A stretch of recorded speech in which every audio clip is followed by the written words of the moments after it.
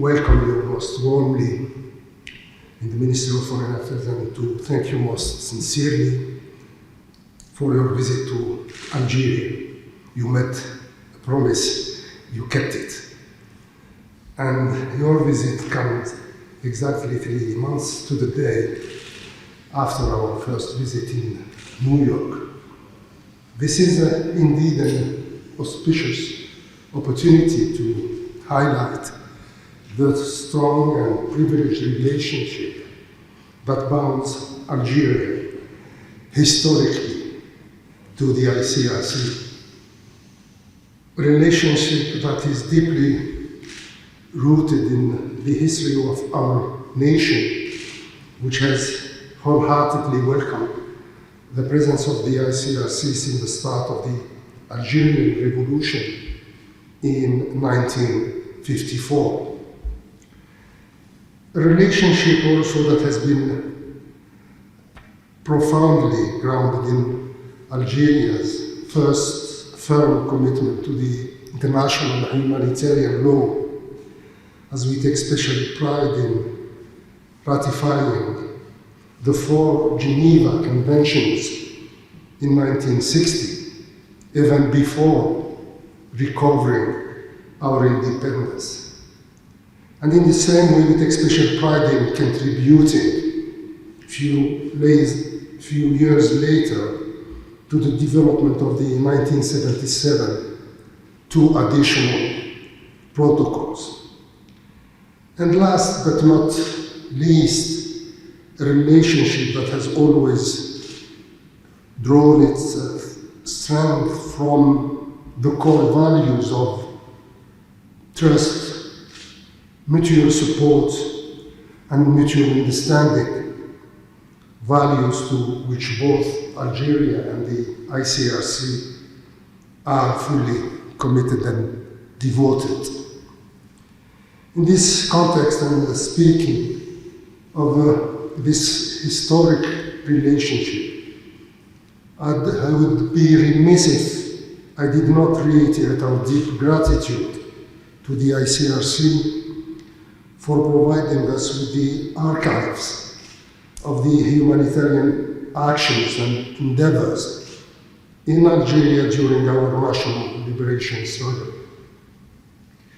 Based on this genuine legacy, I believe we can safely say with much confidence that the relationship between Algeria and the ICRC has been special, beneficial, and most importantly, instrumental to the promotion and protection of the international humanitarian law.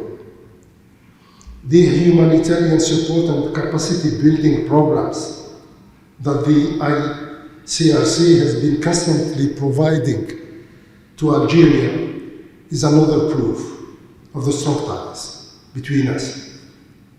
Looking ahead, I can assure you, Madam President, that the ICRC can fully count on the Algerian voice within the Security Council to speak up for its invaluable humanitarian mandate as a neutral, impartial, and independent life-saving organization. Let me also take this opportunity to tell you how much we appreciate the work of the ICRC teams based in Gaza.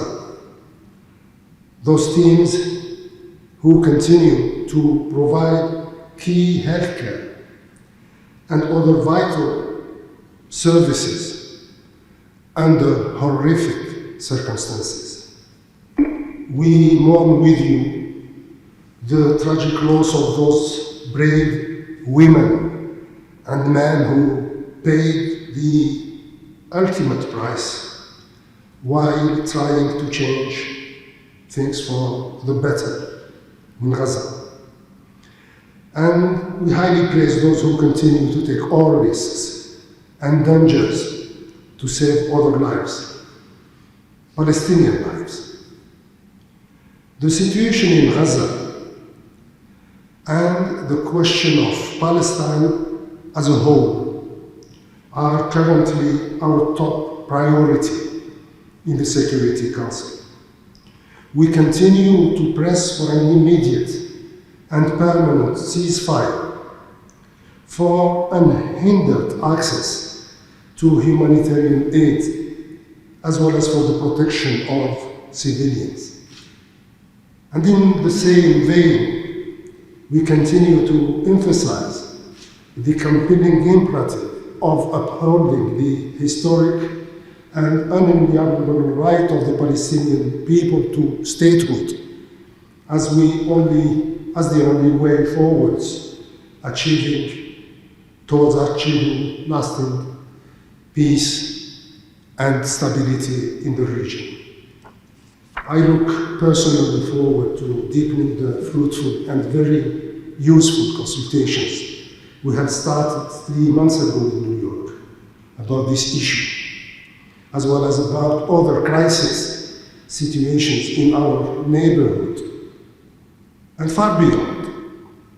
In all these troubled environments, the ICRC has truly proven itself as a force of good, a beacon of hope, and as a key partners towards peace and stability.